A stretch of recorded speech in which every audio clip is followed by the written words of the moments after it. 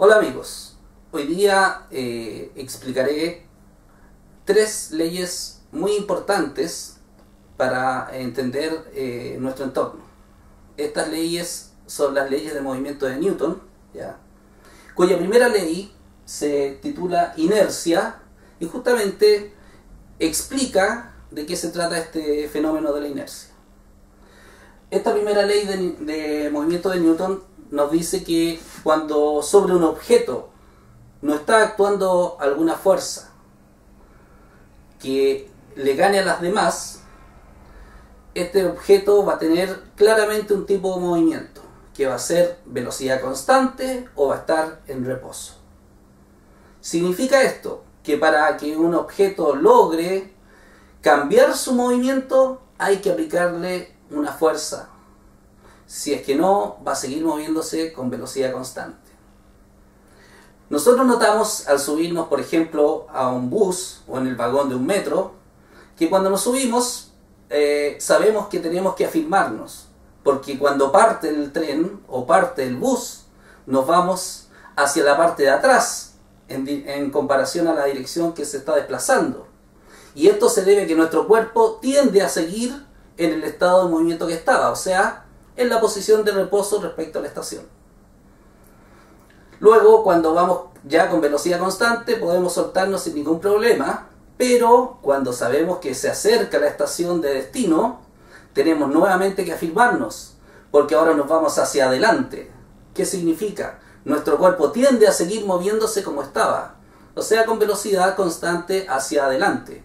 Pero hay una fuerza que va a impedir eso, que va a ser la fuerza que nosotros hacemos con la manilla del bus o del tren. Y así podemos frenar junto con todo el conjunto que se está deteniendo. Entre otros ejemplos, tenemos el uso del cinturón de seguridad. Este cinturón de seguridad lo que hace es evitar que los pasajeros sigan moviéndose con la velocidad que iban cuando se produce un choque, ¿ya? Por lo tanto, evitan, ¿ya?, que salgan los objetos desde el interior del vehículo, que sería lo natural que debe ocurrir de acuerdo a la primera ley de Newton. La inercia. La inercia es un concepto que significa lo siguiente: todos los objetos se oponen a cambiar su movimiento. Y esa oposición a cambiar su movimiento está en directa relación a la masa.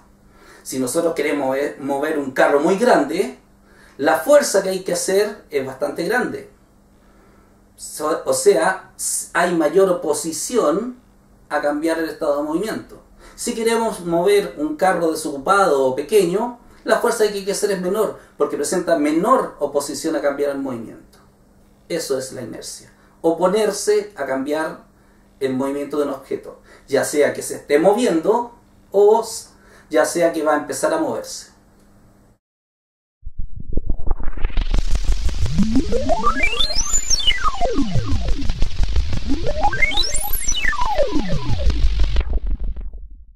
Seguimos analizando el movimiento de los objetos en función de las tres leyes de movimiento de Newton, las leyes fundamentales que guían la mecánica clásica.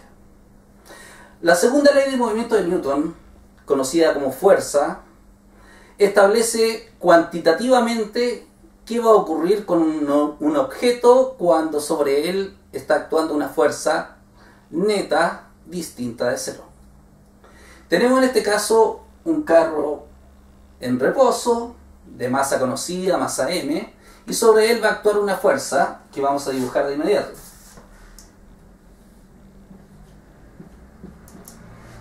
La fuerza F que actúa sobre este carro le va a provocar una aceleración.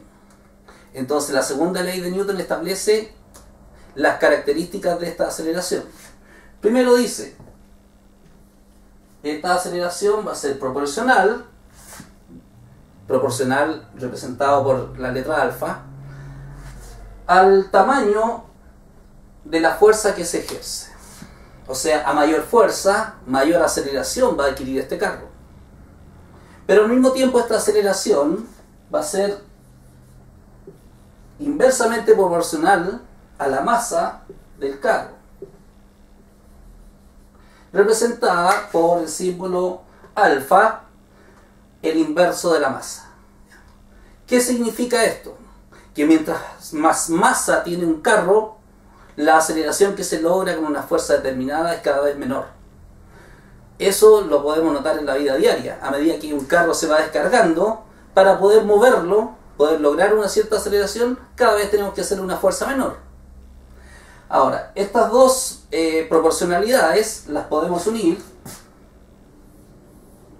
diciendo que la aceleración es directamente proporcional a la fuerza e inversamente proporcional a la masa. De aquí se deriva, mediante una constante experimental, que la fuerza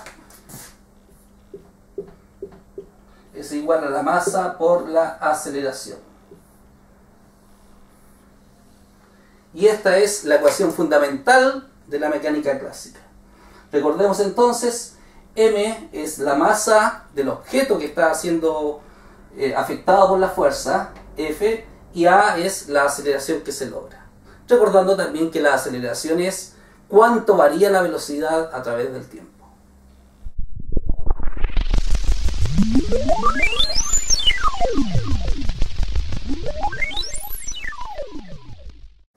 A continuación les explicaré la tercera ley del movimiento de Newton, llamada acción y reacción. Esta ley es muy importante para poder entender cómo funciona nuestro universo.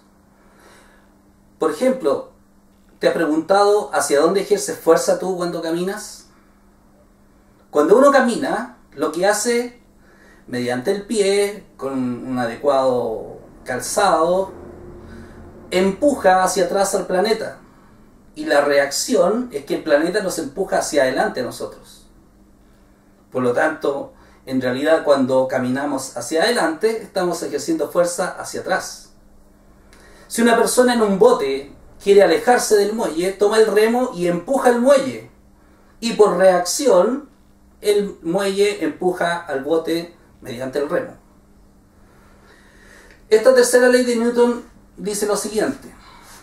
Cuando un cuerpo ejerce fuerza sobre otro, inmediatamente aparece una segunda fuerza que ejerce este segundo cuerpo sobre el primero.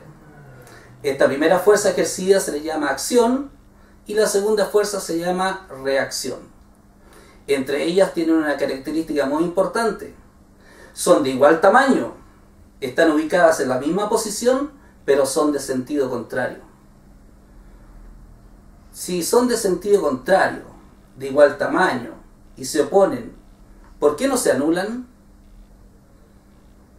Esa pregunta es muy importante. Si se anulara la acción y la reacción, nada funcionaría en el universo. La explicación de por qué no se anulan es lo siguiente. La acción que ejerce la A, la hace sobre el B. La reacción del B es sobre la A. La acción y la reacción actúan sobre cuerpos diferentes. Para que una fuerza se anule con otra, tienen que actuar sobre el mismo objeto. Por lo tanto, nunca se va a anular la acción y la reacción, porque una se ejerce sobre la A y el otro sobre el B.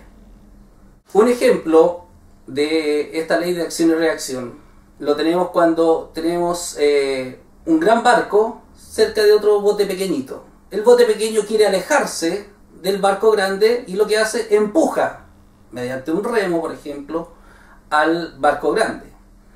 Teóricamente el barco grande se aleja un poquitito, pero la diferencia que se aleja el barco pequeño es bastante más notoria.